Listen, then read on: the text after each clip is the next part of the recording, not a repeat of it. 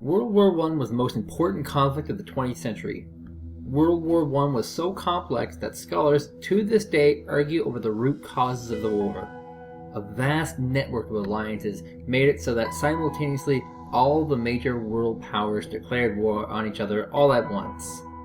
World War I was also a very important war because it showcased an older style of battle against the newer one. The last war horses charged into battle in World War I, only to be mowed down by Gatling guns. New airplanes were being used to gather spy information, replacing your traditional field scouts. World War I just screams of a grand strategy title, and that's exactly what you have in To End All Wars. To End All Wars sets you in one of three possible campaigns. The first is purely Eastern Prussia campaign. The second is a mini World War I, and the third a grand World War I. Each one increases in scope and complexity. I've always wanted to get into these kind of games, so I played the tutorial very thoroughly.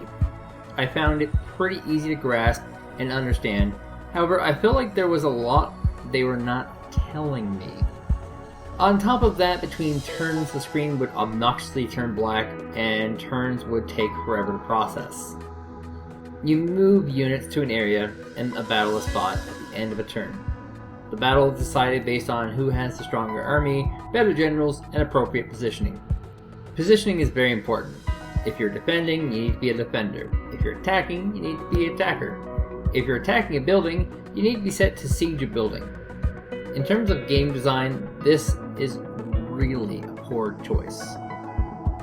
The major problem is it doesn't encompass the reality of World War I. On the Western Front, people dug trenches to the enemy. They had explosives prepared to trap the enemy. The decision to climb over a trench was an important one, but also a dangerous one without proper support and numbers. Another major design flaw was the choice to make you represent an entire group of nations instead of an individual one. This takes away from a lot of the important political decisions involved in the war. World War I was extended largely in part because Russia pulled out of the war early, or the inclusion of former German ally Italy on the side of the British. These are both major realities of the war, and being allowed to do this would have really added a lot of missing depth to the game, instead of becoming a game purely of position-based tactics. That would be fine if the game didn't have such shallow game design. Instead of managing economies, war, and developing armies, you are stuck with whatever units the game gives you, fighting in a very linear manner. A grand strategy title without replay value isn't very worthwhile at all.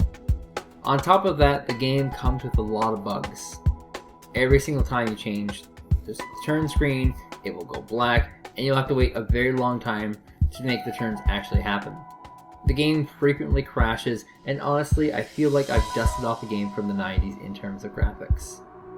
Not worth your time for a $40 purchase. If it ever goes down to $10, it might be worth one playthrough, but not at the current price that the developers are greedily asking for.